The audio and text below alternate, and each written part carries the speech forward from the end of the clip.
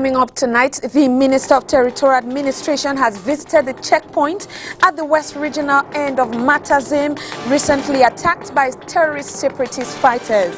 Minat Boss called on defense and security forces manning that area to be more vigilant and proactive on terrorist attack in that area. Cameroon desires to draw from the financial wealth of BEAC, which is the central bank serving the economic and monetary community of the Central African Republic, as a result of a decline in oil prices in the international market. This and much more will be yours on tonight's edition of the news. Good evening, ladies and gentlemen. Thanks for joining the 6 p.m. bilingual newscast on Spectrum Television. For the English language, I am Josephine Binzi, and we begin in the French language with you. Good evening, Leila. Bonsoir à vous, Joséphine Binzi. Mesdames, bonsoir, monsieur, bonsoir et merci d'être avec nous. 18h sur les antennes de Spectrum Télévision, c'est le journal. Stratégie nationale de développement à l'horizon 2030 pour la transformation structurelle de l'économie camerounaise et le développement inclusif. C'est le thème d'un atelier qui s'est ouvert ce jour à Yaoundé en présence du MINEPAD à la mine Ousmane May. Un atelier qui intervient quelques jours après la présentation officielle de la Stratégie nationale de développement 2020-2030, objectif global, cela approprié. Le compte rendu de Mireille Siabdi.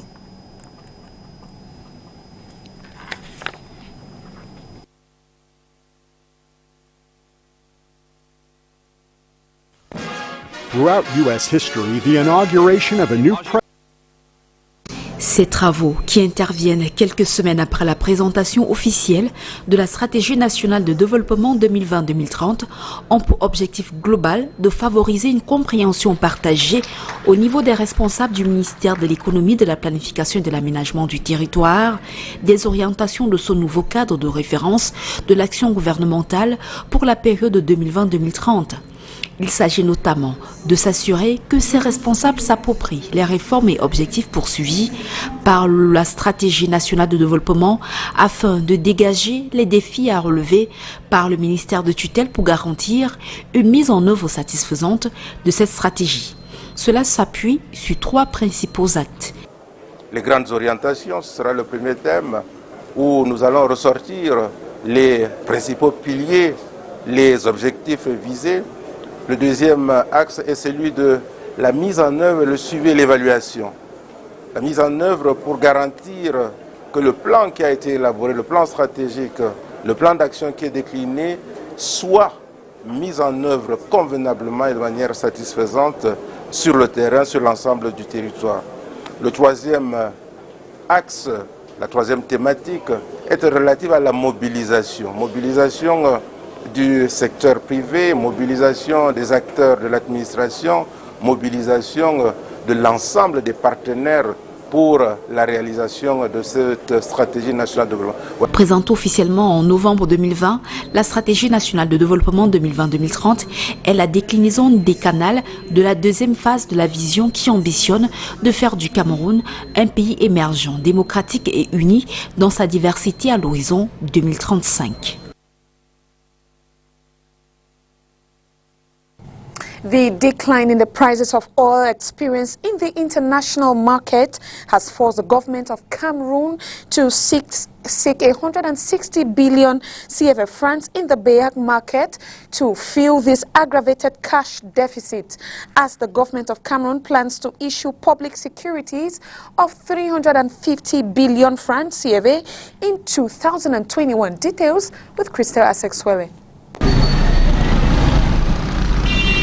On January 13, 2021, the Cameroonian Public Treasury issued an issue of assimilable treasury bonds on the BEAC market with the intentions to raise 20 billion francs CFA.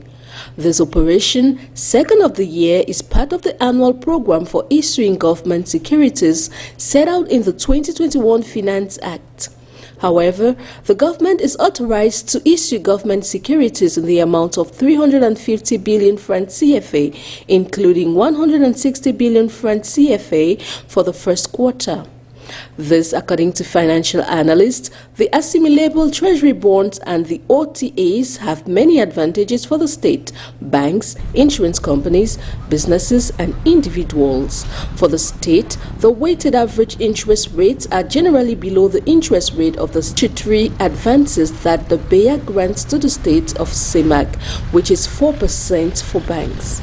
Treasury bonds, it should be noted, are cash management instruments which are acquired for short periods by banks temporarily, having ideal liquidity and are medium and long-term investment instruments.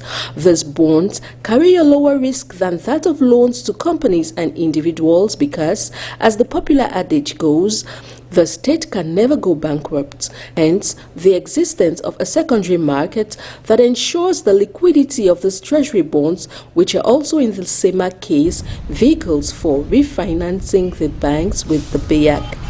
According to experts in the Ministry of Finance in Cameroon, these instruments have a higher yield than deposits with banks and are financially very attractive for these institutions, for businesses and individuals too. Treasury bonds are profitable and less risky investment instruments.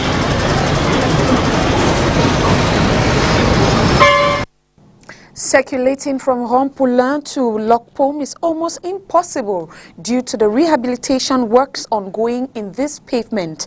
These works, which began on Saturday, is slowing down businesses for those living around this area of Douala in the Douala 5 municipality. Let's take this following report with Oni Ladonet.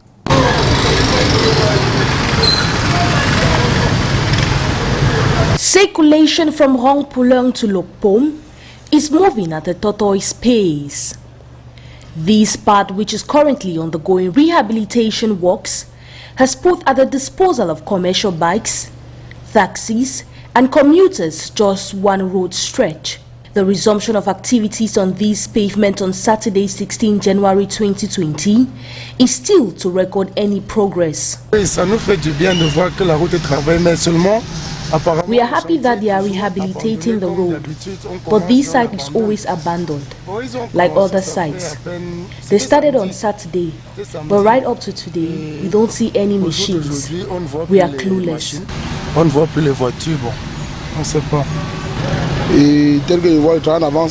Rehabilitation works are not advancing. We don't know what's missing. We are suffering. Rehabilitation works in Cameroon will last for 2 weeks to a year before anything is being done. The slow rate at which these works are being executed is causing some inconveniences to the population stationed here. It's slowing down our activities, and with the situation of the country, things are hard. The government has to put in effort in finishing this road. The road is too tight and small. You cannot even park your car. I park mine far away. Inhabitants are calling on government to help complete the road, as it will be of great assistance to the activities.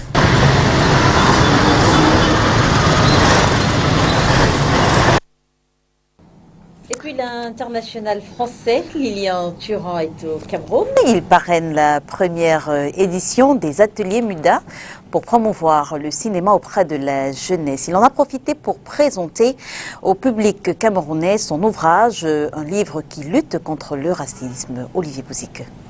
C'est depuis quelques jours qu'il est au Cameroun. Le champion du monde en 1998 est le parrain d'un événement culturel dénommé les ateliers Mwinda ou Lumière en Lingala, organisé par la réalisatrice Oswald Lewat et l'éditrice Véronique Cazeneuve, deux jeunes férus du cinéma. L'idée du projet est de mettre en lumière la créativité, le sens des narrations des étudiants et lycéens camerounais en leur donnant les clés pour raconter leurs propres histoires. Je pense que c'est très intéressant que la population camerounaise puisse s'intéresser aux ateliers Mwinda parce que ça oblige au questionnement de l'égalité entre les hommes et les femmes. Et je pense qu'une société où est-ce qu'il y aurait plus d'égalité entre les hommes et les femmes serait une société qui aurait beaucoup de choses à gagner. Suite à l'appel à projet lancé en octobre 2019, 24 jeunes ont été retenus pour participer à un atelier d'écriture documentaire.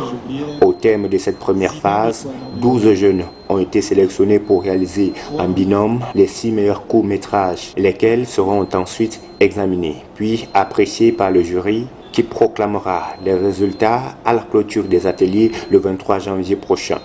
Faisant d'une pierre deux coups, le parrain du projet a présenté au lecteur camerounais son nouvel ouvrage intitulé « Mes étoiles noires, un véritable vaccin contre le racisme ». Le racisme, à un moment donné, ça a été une idéologie monde, c'est-à-dire qu'on a hiérarchisé les gens selon la couleur de la peau et pendant des siècles, on a éduqué les populations du monde à penser que la race supérieure serait la race blanche et la race inférieure serait la race noire, et ça a construit des façons de penser, des façons d'être, et qui expliquent en fait nos façons d'être aujourd'hui, même au Cameroun.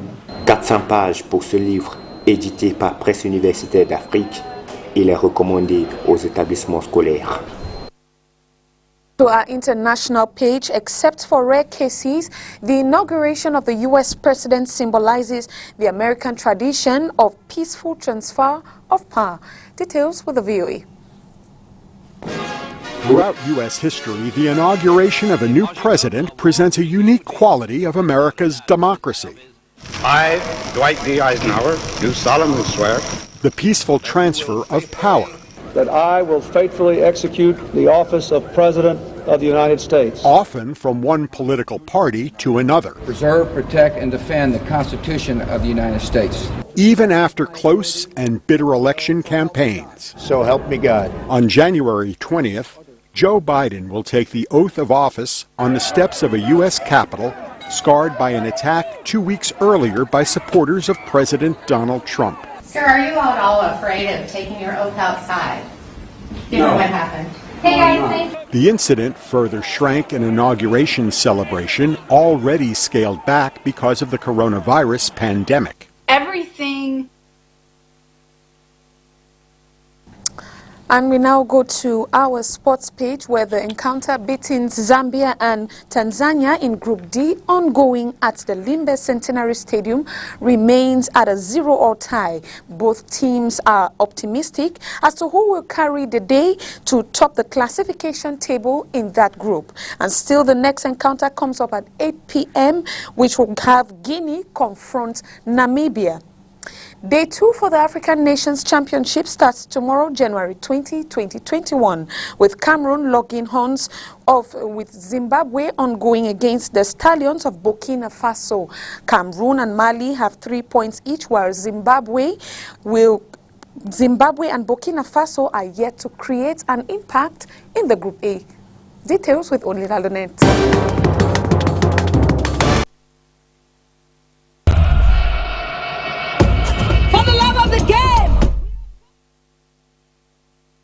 After defeating the Warriors of Zimbabwe 1-0, the Indomitable Lions will be taking on another challenger, Mali, in Day 2 of the African Nations Championship.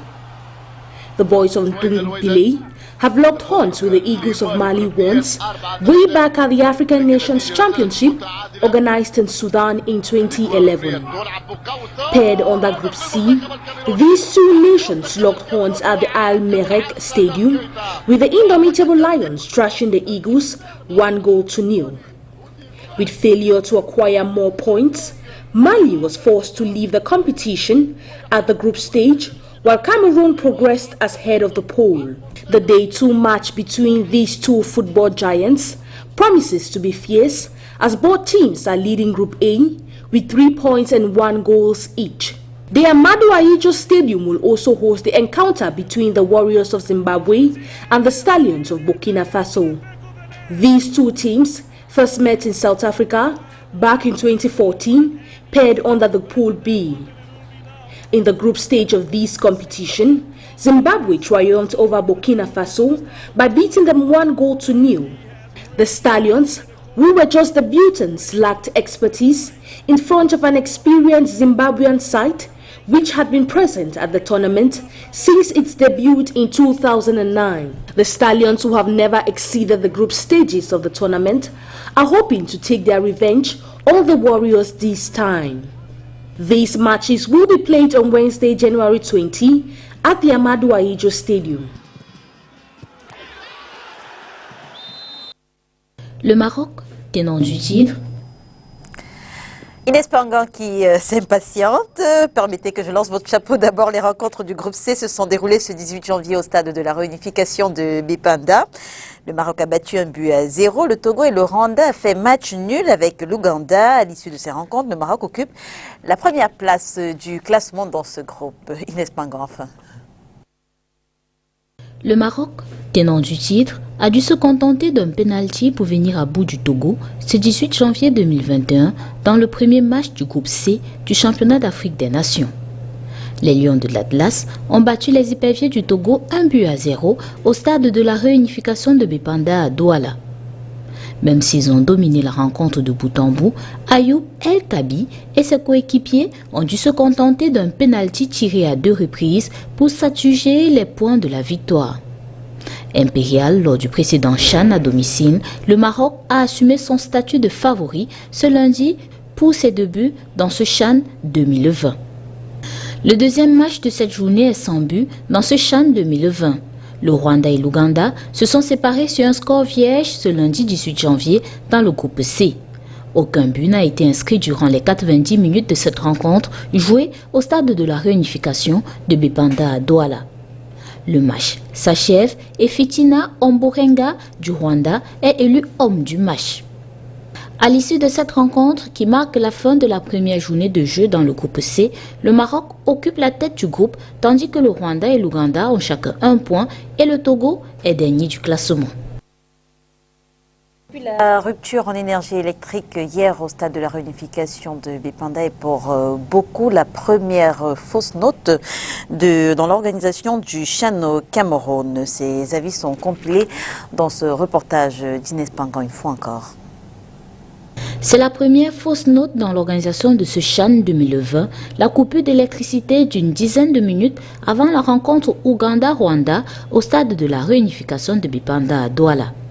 À cette remarque, les habitants du quartier Bipanda Omnisport rencontrés ce jour pensent aux difficultés de circulation dans la ville de Douala.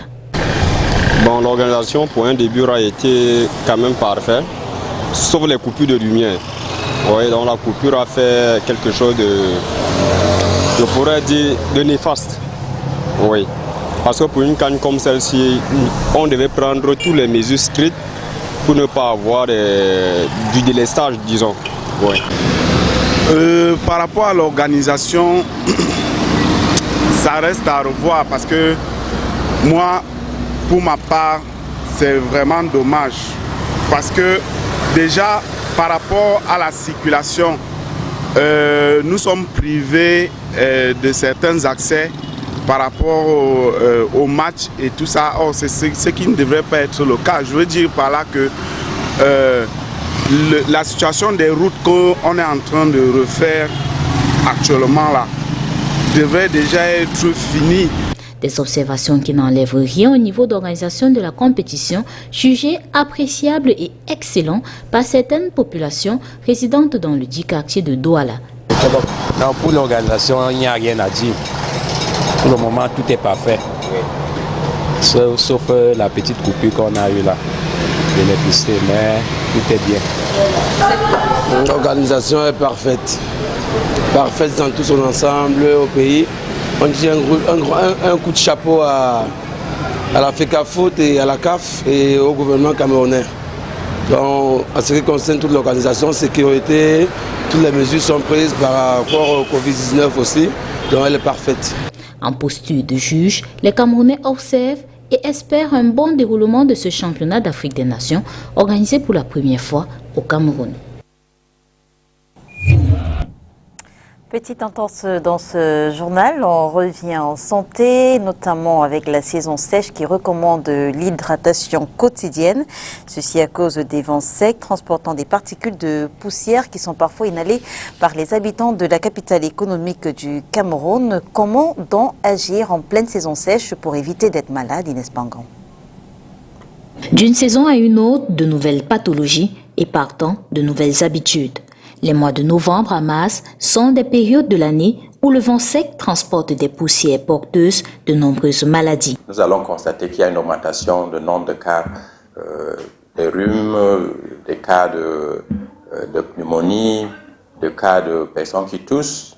Et ça ouvre aussi la voie à certaines maladies allergiques, puisque nous avons des particules de poussière dans l'air.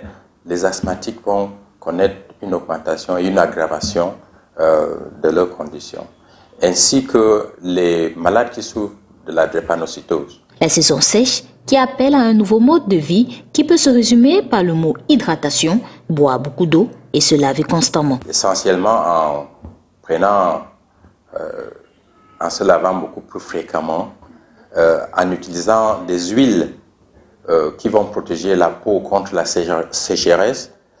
Pour ceux qui ont les climatiseurs, les utiliser, mais pour ceux qui n'en ont pas, quand il fait particulièrement chaud et il y a la sécheresse, de mettre peut-être les bassins d'eau dans la chambre pour améliorer l'humidité. Les pieds, les lèvres et les yeux ne doivent pas être négligés. Cela passe par l'application de produits hydratants et de port de lunettes de soleil pour éviter les irritations des yeux. Sécurité, Paul Atangandi demande aux séparatistes de déposer les armes. En séjour à Bamenda, le ministre de l'administration territoriale a présidé une réunion de sécurité dans les services du gouverneur. Il a par ailleurs affirmé la victoire de Paul Biya dans la guerre qui oppose le Cameroun aux séparatistes. Mireille Siabdji.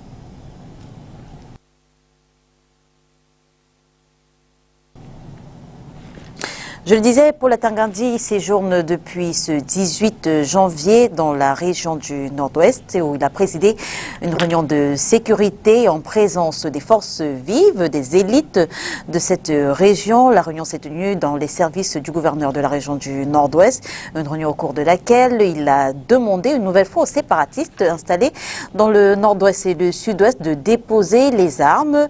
Et je le redis, il a par ailleurs affirmé la victoire du chef de l'État face aux séparatistes.